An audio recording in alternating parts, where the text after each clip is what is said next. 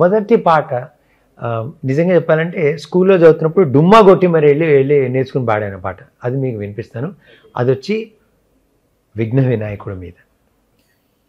వందనం వందనం ముని బృంద హృదయ స్యందన, వందనం వందనం గిరి నందిని ప్రియ నందన, వందనం కరివదన కరుణ సదన నీ పద కమలముల కడ, వందనం వందనం కరివదన కరుణ సదన నీ పద కమలముల కడ, వందనం వందనం వందనం గిరి నందిని ప్రియ నందన, వందనం వందనం ముని బృంద హృదయ స్యందన.